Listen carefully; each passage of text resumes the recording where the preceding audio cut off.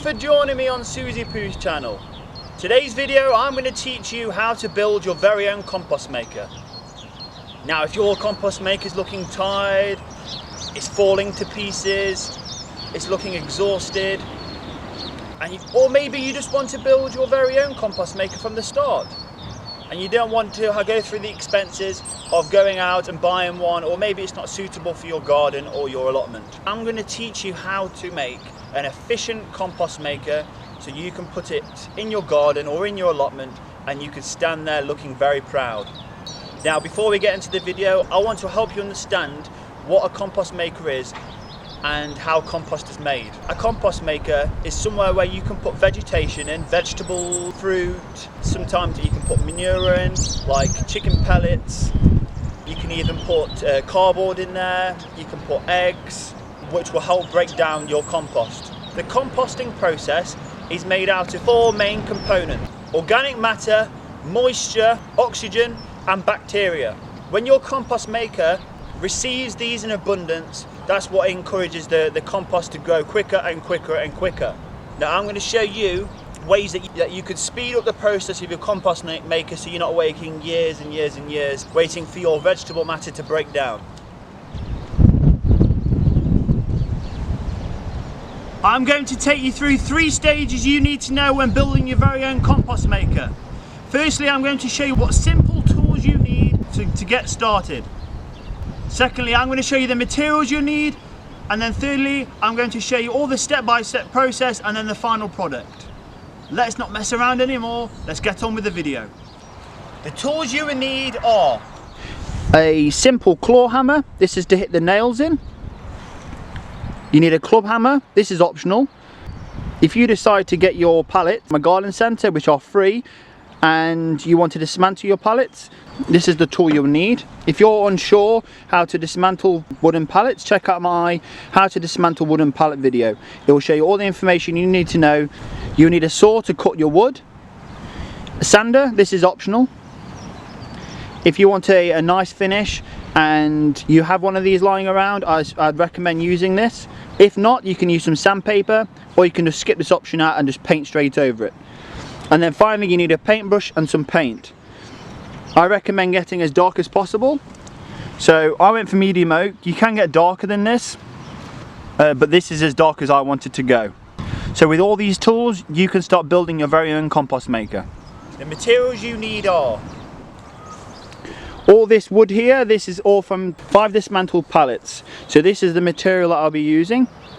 You can buy your wood, which is not a problem, but I recommend highly to use pallet wood as it's free. And when you look back at it, you'll know that you've put so much hard effort into it because you've got the pallet wood yourself, you've dismantled it. Nails. All my nails are from the pallet, so I've reused all of these. If you're not going to use pallet wood, you can just buy nails. Any length will do. If they're a bit long, you can just hit them at the back, and generally they give a lot more strength. And the next 2 are optional. Now if you want to put hinges on yours, you're going to need screws. I'm going to do both of these, but if you don't want to, you can miss this step. So nails, screws and some hinges, and of course a screwdriver to go along with that. So now you know the equipment you need and you know the materials that you need. Let's go through the steps that you need to make your very own compost maker. So I want you to grab your wood and determine what height you want your compost maker at. I want mine roughly to my hip. As to make the compost maker as efficient as possible, you want to be able to get in there and rummage everything around so that it mixes a lot quicker. So I want to be able to get my shovel in there, and if it's up here I won't be able to do that. So I've established that the height of my pallet wood is going to be up to my hip, and then you need to determine how wide you want it. You've got to determine whether it's going to be a rectangular shape or a square shape. I want mine to be rectangular, so I want it to be slightly longer lengthways than it is widthways. This is going to be 1 pallet wood by 3/4, so that makes a rectangle.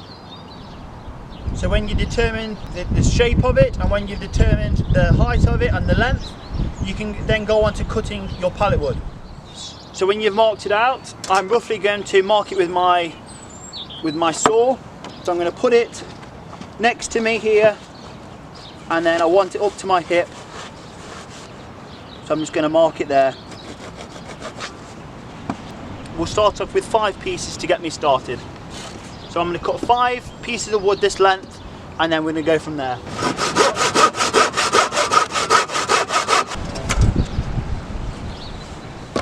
Save measuring out. I'm just going to put this one next to here, so you got the length, and then mark it, get cutting.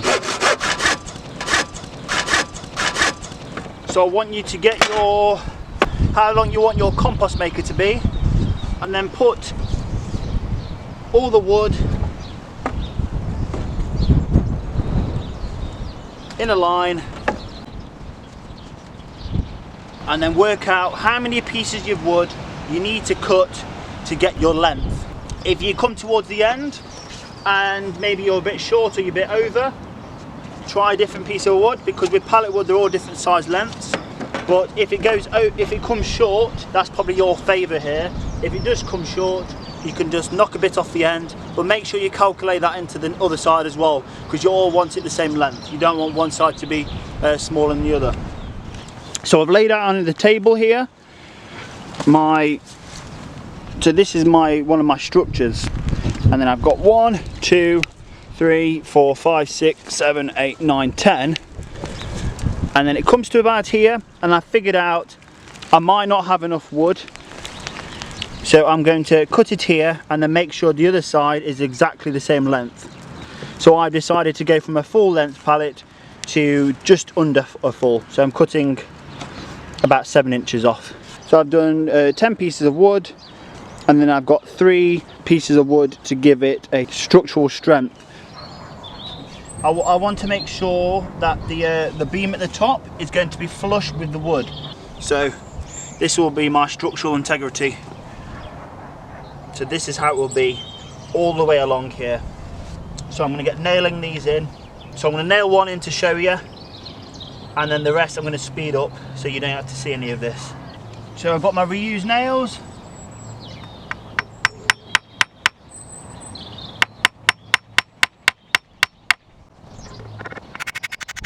I've done it on mud so I can keep hitting it all the way through. I don't have much to work on around at the allotment, unfortunately. So I'm just hitting it straight into the mud.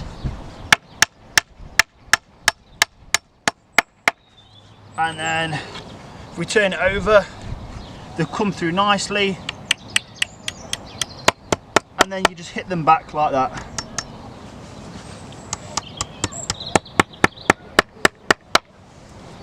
So I'm going to continue all the way along. That's very good. I'm very happy with that. That's just one piece. So I'm going to continue all the way along, and then I'm going to get back to you when we do the middle and the end. So I've nailed all along the sides. Each plank has got 2 nails in all the way along, and you want to repeat the same for the middle and the end. I'll get back to you when that's completed.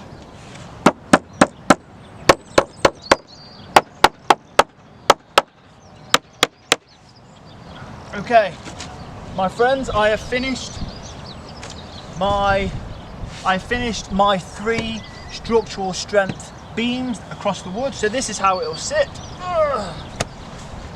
A lot of compost makers I've seen have had a few problems with the middle. What will happen over time, they'll start to bow out because they have no structural strength in the middle. So to go the extra length, to go the extra mile, put one in the middle, and it will save it bowing out. So now we have this done, you're going to complete the exact same length, the exact same height, everything exactly the same. Just repeat this process again. So we're going to do it for the other side, and I'll get back to you when I have the other side completed. Okay, perfect. I've managed to repeat the same on this one, so I've got 2 identical sections to my compost maker. Now you want to move on to your middle parts that join them 2 together. Now when joining them up, you want to decide whether you want to do a box shape, a square, or whether you want to do a rectangle. This will determine the length of the middle bit. Now I've gone for about 3/4 of the length of this, so it makes it a rectangle shape. This is my preference, this is what I want to do. And you want to do exactly the same structure as this, but slightly different. I'm going to show you what's different. So you have your two sections here, and then you have one either side. So I'm only going to show you one at the moment. So the only difference is the fact that these come flush to the edge, where these don't. You want to leave enough gap for this bit and this bit. Work out the thickness of your wood here, and make sure you leave big enough gap so it's flush to the edge. I made the mistake of doing this flush to here, so you learn from me from making my mistakes rather than you making the mistakes yourself. So when it joins, it's flush.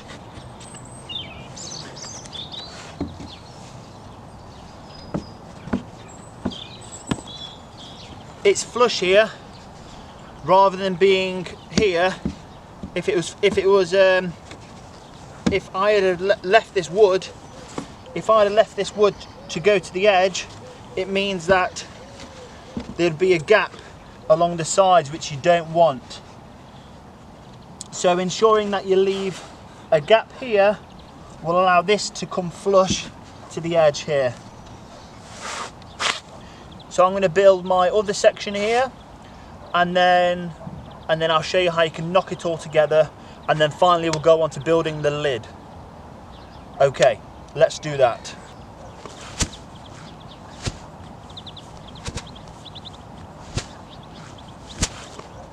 Okay my friends, so you've got all your sections complete. You've got front, back and both sides. You want to nail them in and get them all joined together. So put my nails on the floor, grab one, make sure it's lined, start to hit your nail in. We seem to be doing the trick, so I'm not grumbling. And another one here.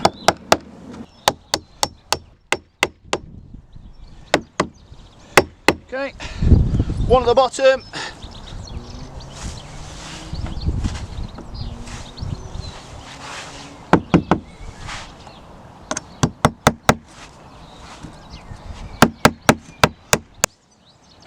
Beautiful. With a lot of pallets I got left over, so I found some like chunkier wood. This is what came with the pallets. I'm going to use this in between each part in every corner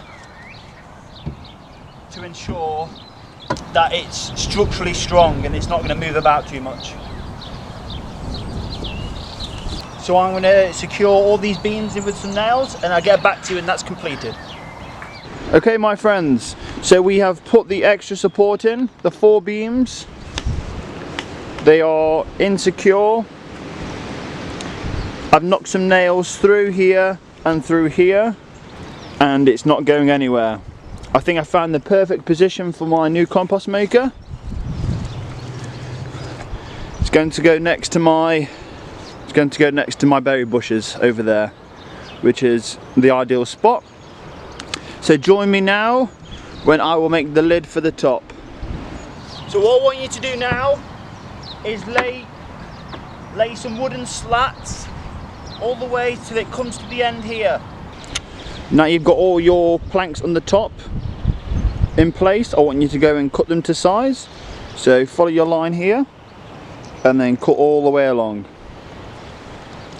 The only difference is now guys, rather than when you put them all together, the structural base, you want to attach this one straight to the actual unit itself. This is going to be separate to all the rest of your planks. The reason being, when you put your hinges on, that this will secure into there, and then all this will lift up. So you put it here like this, and then the rest of all these will lift up. Go ahead and knock this one into the actual composter maker itself. So this one is separate to the lid. Okay. Okay guys, so you've nailed your beam at the back and you've cut all your lengths to size.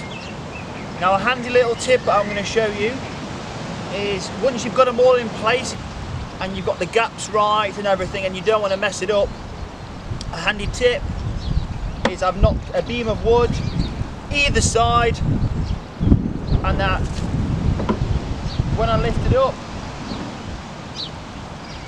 it stays in place. So I'm going to turn this over and I'm going to show you exactly what you can do to make your own lid. Okay my friends, we're coming to the final stages. Please don't give up now. So you've done your pallets here and you want to do your beam, your cross beam members. Like before we did our support bars. So what you want to do is make sure that it's not all the way to the end.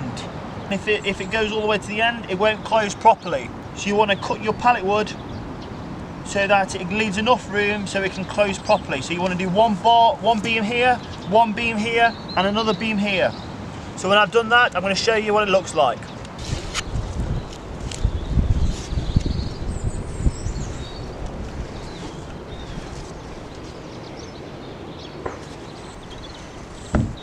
Absolutely fantastic.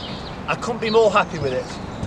So you've got your three cross members here, making sure it's secure, making sure it won't go anywhere. So if it does slam, you know it's going to be a strong, solid compost maker for a long time to come. Now I know not everybody has these kind of hinges around. I've only used these because these are lying around in my shed from a previous gate that I knocked down. So if you don't have these, don't worry. You can easily just leave it as it is, put a small handle on it, and then you can just do that, not a problem. Or you could just take it off and then put your compost in. It doesn't need to have hinges, but for me I'm going to put these on as it will make it look really tidy, make it look really neat, and that's what I want to do. So if you're not interested in putting these on, just sand it back and paint it. And if you don't want to paint it, that's not a problem. But I'm going to sand it back, I'm going to paint it, and then join me as I put these on at the end to see what it finally looks like.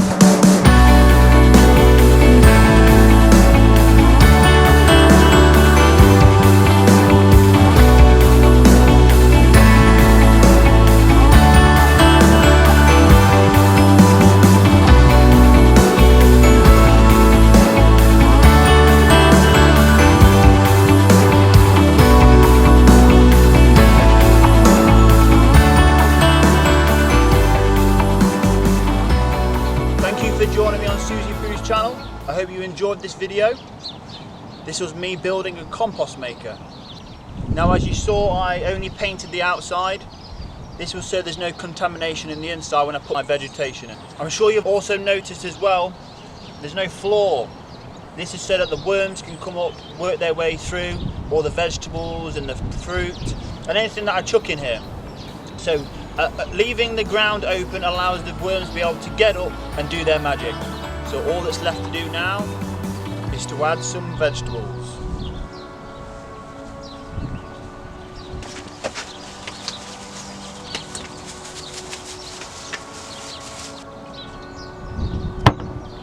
And I'll see you in the next video. See you later. Bye bye.